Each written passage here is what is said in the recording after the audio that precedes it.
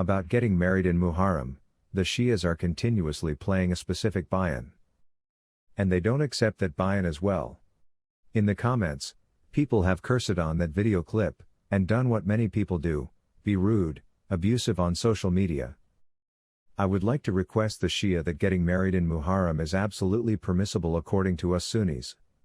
In fact, it is a month of blessings, so if we tell our people that get married in Muharram, we are not actually disturbing or teasing you, you can do as you please.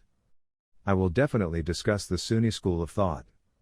As I am a Sunni myself, I will just talk about our belief, which is the Sunni belief. According to the Al-Sunnat wal Jama'at, it is definitely permissible to get married in Muharram. I told you that the halls are cheap. The reason I told you that, is because they are actually cheap. So, you can get easily married that time, that's the benefit. So they are spreading extremism, hatred of different schools of thoughts. When we don't discuss or taunt your school of thought, we never say that it is permissible according to the Shia, we just tell our belief, which is the Sunni belief. So, you can tell the people that this is the Sunni school of thought, and not the Shia school of thought. My speech, which I'm giving, is being rendered amongst the Shia, that these Sunnis people, and then you play it amongst the Shia, and then you object and take out mistakes according to us. We can get married any time of the year from the 12 months as it is. If someone wants to get married 4 times, definitely he does not have that much of a choice when it comes to the time. Simply, when the other group, the bride's family, agrees, you should probably get them married ASAP. Otherwise, you might lose the spouse. Apart from that, we think of martyring of Hazrat Imam Hussein very seriously. He was martyred, so martyrdom is very honorable. It is not a cursed thing.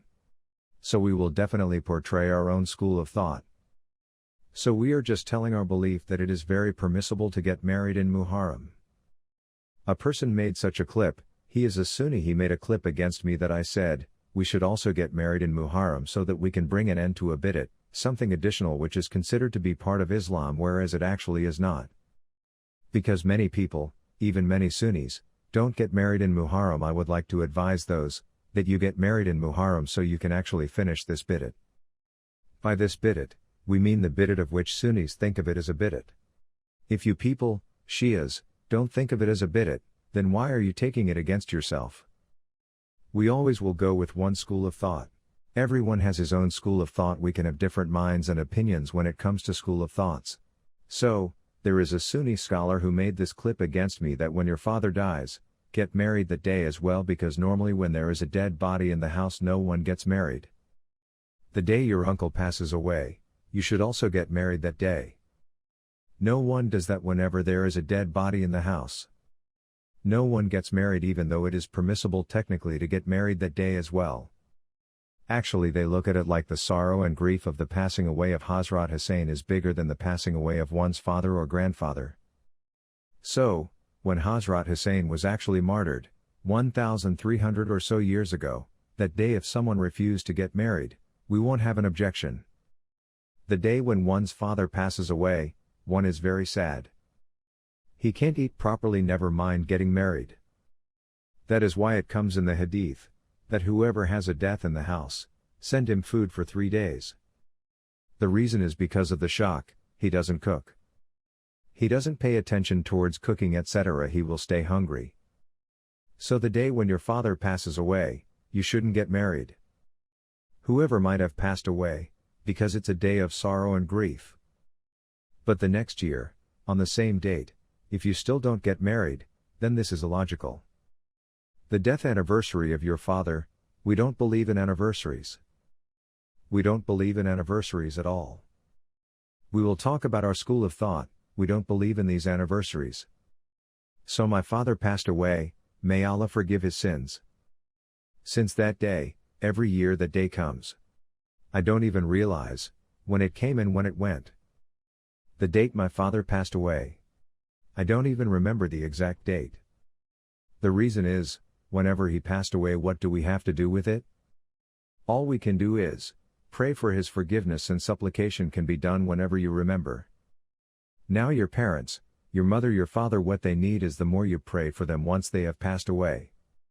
And if we say that making supplication on the exact date on which they passed away is more beneficial, there is no reference from hadith for this act.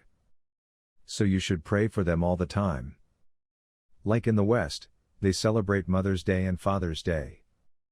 We don't celebrate it. Because for us, every day is a Mother's Day and Father's Day. According to the Western people, they celebrate, and normally they celebrate Mother's Day more compared to the Father's Day. Some celebrate, some don't. Whoever has parents, they probably celebrate. Mother's Day is celebrated by everyone, so according to them they celebrate Mother Day and Father Day because they don't really care about their parents the whole year.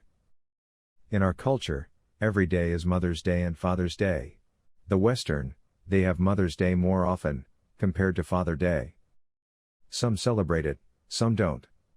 Who have parents, they probably celebrate. Mother's Day though everyone celebrates. So according to them, the reason why they celebrate Mother's Day is, and Father's Day, because the whole year they don't give importance to their parents. In our culture, father is a father every day. So it's not like he was my father on the 1st of January, and not on the 2nd of January.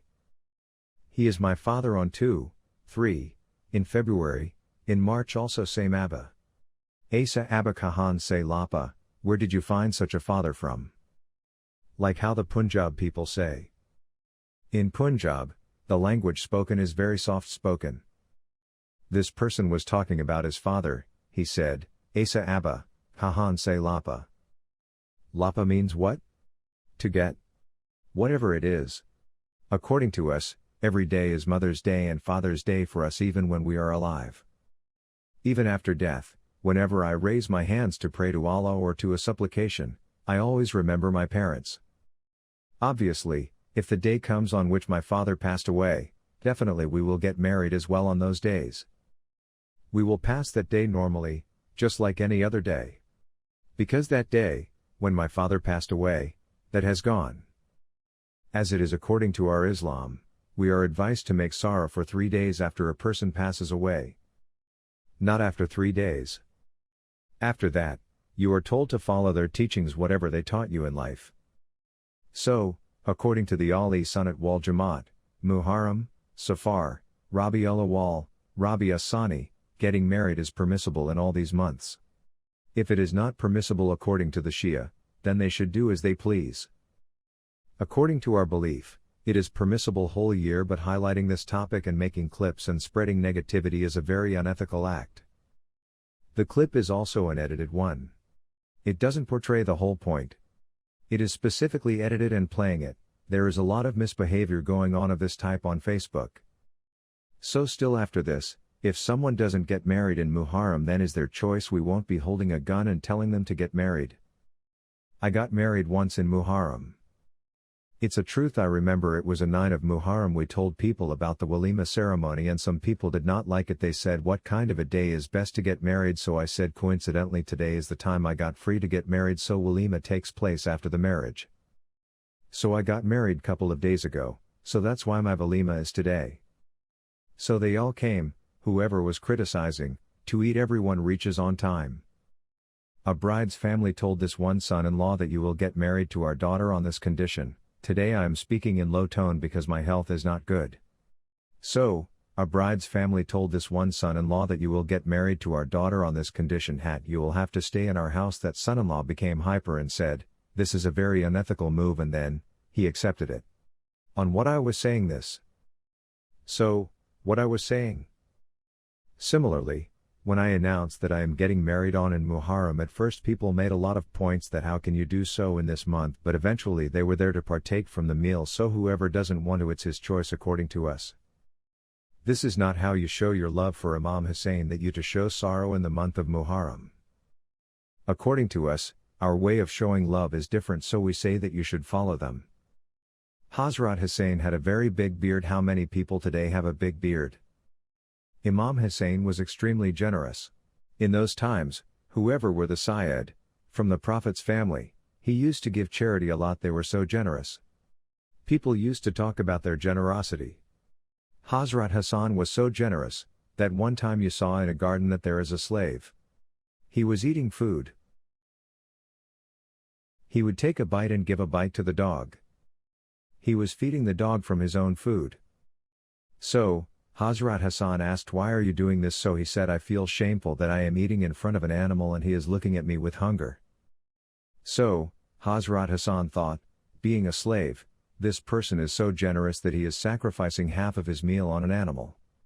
We are from the lineage of prophets. We are the grandsons of the Prophet Muhammad p. U. H. Hazrat Hassan asked the slave, where is your master? Whoever is the owner of this garden and your master? Where is he? He said to the master, tell me the price of this slave. Slaves were extremely expensive in those days. And he knew that the person in front who is buying is Hazrat Hassan, whatever price I tell them, he will pay it. So he told a price. He bought the slave on the spot, and freed him. And then he said, tell me the value of this garden. He told the price. He bought the garden on the spot, and gifted it to the slave. In earlier times, these kinds of acts were called generosity. Today's generosity, from which Hatim Tai would also be ashamed. It's when someone cleans the windscreen of your car, spending an hour, when your car stopped at the signal. A poor kid came, spent an hour cleaning your windscreen, with soap, you take out a 5 rupees coin and give it to him and think of it as you have crossed all limits of generosity. And this also you did because some Pir Sahib had told you, that by charity, calamities are removed. So, what calamities will be removed by 5 rupees? Okay, it's still better than not doing charity at all. The generosity in the old times was huge. Nowadays those generosities are nowhere to be seen. In those times, whole gardens used to be gifted. Hazrat Abu Talha Ansari, the verses of the Quran were revealed, you can't reach the reality of a good deed, until you don't do charity of the thing beloved to you. In Islam, a good deed is also charity. A companion came and said, O Prophet of Allah, Allah has said to give charity of the thing most beloved to you, so I have a garden. Garden is a property, land. O Prophet of Allah, I want to give it in charity. So, the Messenger of Allah said, wow, you have brought a very expensive thing. The Prophet advised the companion, to give it to his uncle's sons.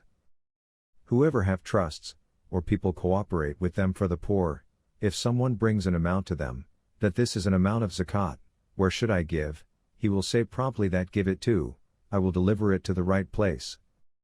Every person wants it to come to him. I have seen lots of trusts, they keep on saying that give it to me. But the Prophet of Allah p. U. H could have taken it from that companion, and spent it on the Muslims. You could have taken it and submitted it in the treasury office. But you said on the spot give it to your uncle's sons.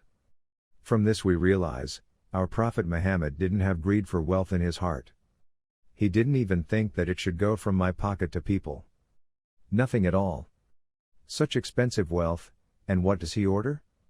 Give it to your uncle's sons. Is the one who has a urge of sacrificing more than from the ones under him. One who forgets his own self absolutely. Even if the Prophet had to take, he would not have taken it for himself. He would have taken it for others. But the Prophet Muhammad said give it directly to the uncle's sons. Nowadays, this kind of passion is not seen normally. If someone comes to get your advice that I have 1 crore rupees, I want to gift it to someone or give it in charity, tell me who should I give it to, he will say give it to me. First of all, he will mention himself, if not himself, he will say give it through me. So I can show off afterwards. His name won't be highlighted, who gave. This guy's name will be highlighted. This happens in people. There are some truthful people within them as well. But the real sincerity is, that if someone brings some money to give charity, you tell him give it in your relatives. Why did the Prophet say this? Because a very big order of Islam is to join relations. So the Prophet Muhammad showed it by physically practicing on it. When they will give the gardens to their uncle's sons, will they ever have hatred towards him? Nowadays what happens is, my cousins are the ones pulling my leg. This is a headache. People tell me Mufti Sahib, you are talking about relatives? The biggest hole is dig for us by our relatives. Mostly the backbiting done about you is by your relatives. But would Abu Talha Ansari's relatives would have ever backbitten after this incident? He said this person has such a big heart, he gave me his entire garden as a gift. So in order to connect relations, spending money is important. Speaking of money, I remember another verse, I will move on after it. People and moved away from these things nowadays. All people talk about is, do this in Muharram, do that in Rabi al-Awwal. Now in Rabi al-Awwal, there will another whole setup starting up. Practicing is zero.